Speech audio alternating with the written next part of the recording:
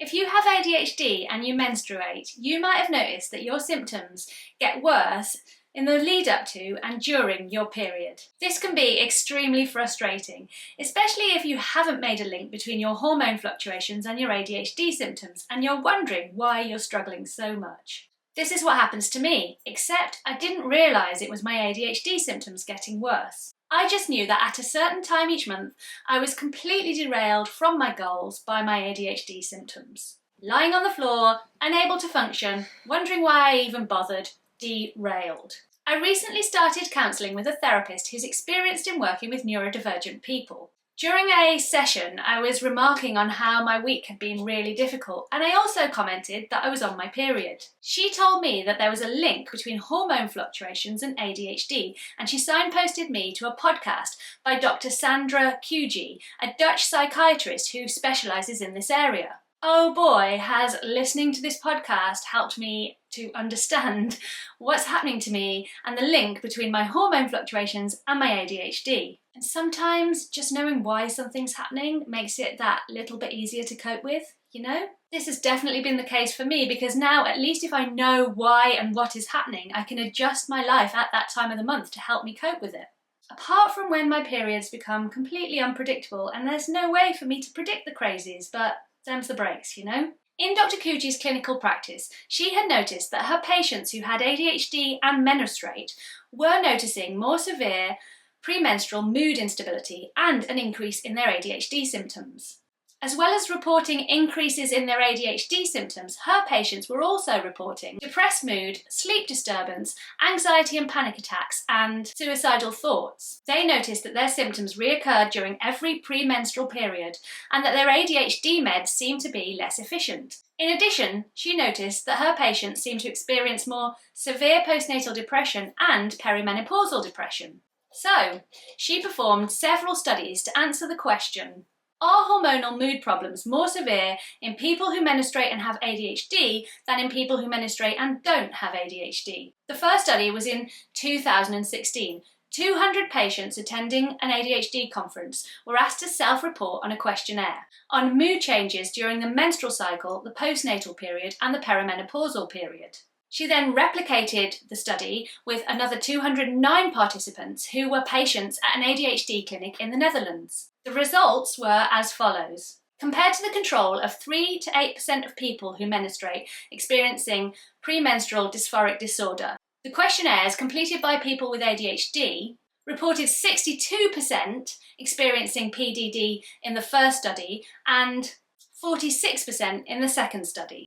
And compared to a baseline of 13 to 19% of people experiencing postnatal depression, the study showed 67% in the first study and 58% in the second study. Finally, the study reported people experiencing symptoms of perimenopausal anxiety and depression increased 2-fold in the first study and 3-fold in the second study. So the next question is, why is this happening? And are there some treatment options that could help? And this is a super interesting bit involving the hormone estrogen. Okay, so most people know that estrogen is the hormone that brings around puberty in people who are born female. We're also aware that estrogen controls the menstrual cycle and is an important aspect of childbearing. But what I didn't know is that estrogen promotes the release of dopamine in the brain. And dopamine is one of the neurotransmitters associated with ADHD, with current thinking being that low levels of dopamine are part of the picture of what ADHD is. So after your period is finished, estrogen levels begin to rise, and this is good news for your ADHD brain, which is why during that part of our cycle we tend to be more productive and calm. Later in the cycle, estrogen levels start to fall, this impacts the dopamine, and we start to struggle. In addition, estrogen levels fall dramatically after you give birth, and if you breastfeed, they continue to fall. And estrogen levels decline during perimenopause, falling to very low levels after the menopause. In addition, it's possible that these fluctuating hormone levels can impact the efficiency of ADHD medication. Now, if you are anything like me, this is a hallelujah moment for you right now. Hallelujah! When I first heard this information, it was like my life was being explained with actual reasons for the issues that I've had and continue to have. Like being hospitalised with postnatal depression after the birth of each of my babies, struggling to function prior to and during my period, and now continuing to struggle even further during what I can only assume is the perimenopause. It's similar to actually getting my ADHD diagnosis in that now I know that many of these troubles were not and are not my fault.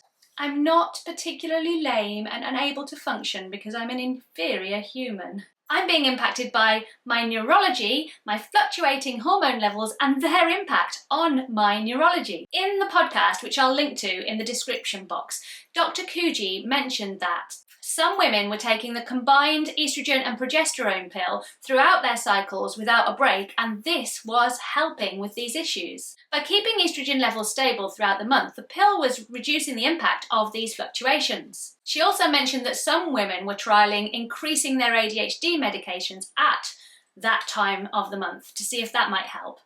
As always, definitely discuss these options with your doctor if you think that this is something that might help you. In addition, I'm hoping that just knowing this information will help you to give yourself a break when you're struggling at these particular times. As always, I encourage you to be kind and compassionate to yourselves, and that if you find for whatever reason your brain is just not cooperating, that you care for yourself as gently and as lovingly as you would care for a good friend going through these difficulties. I hope that this video has been helpful. If it has, please consider clicking the like button and subscribing to my channel for more of this kind of content. If you'd like to support me further, please consider clicking the link tree at the top of my channel or in the description box to find out how to do this. Because supporting me as a creator gives me the time that I need to make these videos and the other content that I make on my other social channels, Instagram and TikTok, where you can find me as Purple Ella and Coco.